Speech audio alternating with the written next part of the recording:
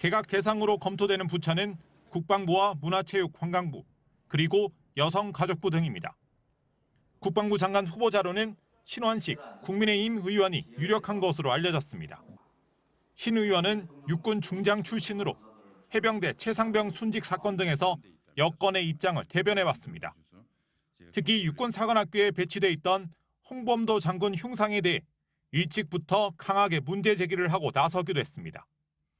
홍범도 장군이 봉오동 전투에서 공을 세웠다고 하나 그 뒤에는 자유시 거기에서 거의 1,500명 되는 우리 독립군의 씨가 마르는데 주역이었습니다. 문화체육관광부 장관 후보자로는 유인촌 대통령실 문화체육특보가, 여가부 장관 후보자에는 김행 전 국민의힘 비상대책위원이 거론됩니다. 이미 일부 장관 후보자들을 상대로는 인사검증도 마친 것으로 전해졌습니다. 대통령실 관계자는 이전부터 검토되어 오던 인사안이라며 대통령의 결심만 남은 상황이라고 밝혔습니다. 개각 시점에 대해 내일은 어렵지만 주 후반에는 가능성을 배제할 수 없다고도 말했습니다. 다만 지금 정국에 대한 해석과 맞물려 여전히 시점을 특정할 수 없다는 내부 의견도 있습니다.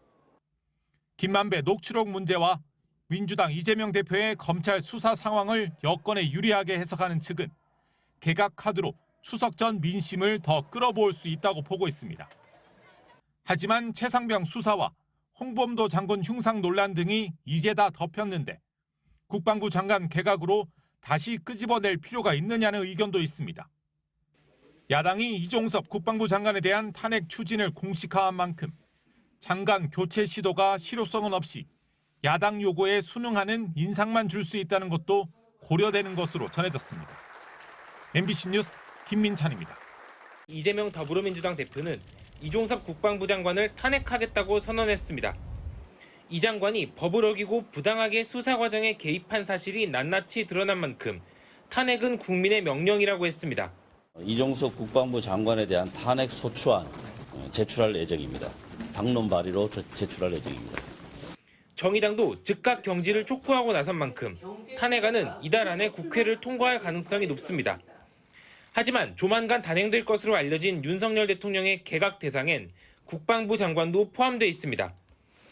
민주당은 개각과 탄핵 소추는 전혀 관계가 없다면서 이 장관을 명예제대시키지 않겠다고 못을 박았습니다. 탄핵안이 국회를 통과하면 이 장관은 헌법재판소 결정까지 길게는 6개월 동안 직무가 정지되는데 이 기간 동안 대통령은 새로운 장관 임명을 할 수 없습니다. 이미 최상병 순직 사건에 대한 특검법을 발의한 민주당은 이종섭 장관 탄핵을 통해 수사 외압 의혹의 정점에 있는 윤석열 대통령의 책임을 묻겠다는 의도를 분명히 했습니다. 대통령이 순순히 꼬리를 숨기게 놔두지 못하게 하는 방법들을 고민할 수밖에 없죠. 탄핵을 아시다시피 발의하고 결의해 놓으면 해임이 안 되지 않습니까? 국민의힘은 앞서 이상민 행안부 장관 사례를 거론하며 국방부 장관 탄핵은 안보 공백을 초래할 거라며 강하게 반발했습니다.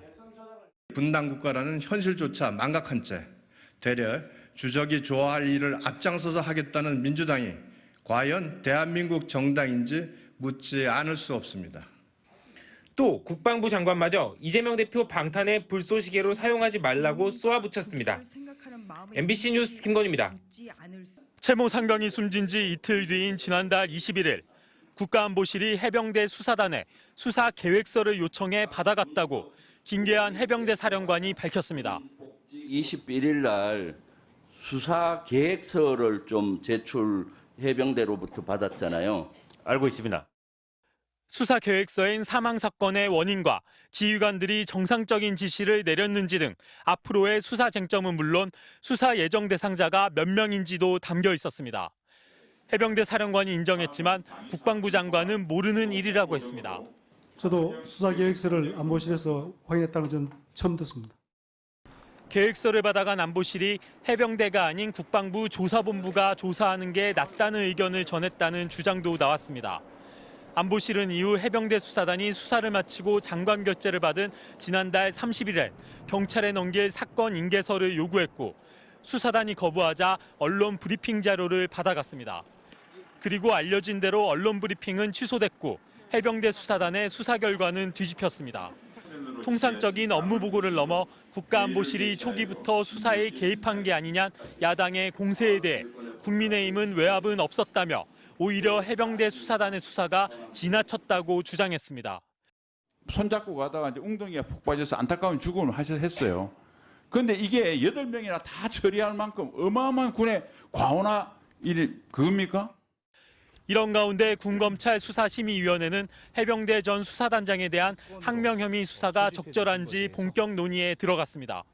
MBC 뉴스 이덕영입니다.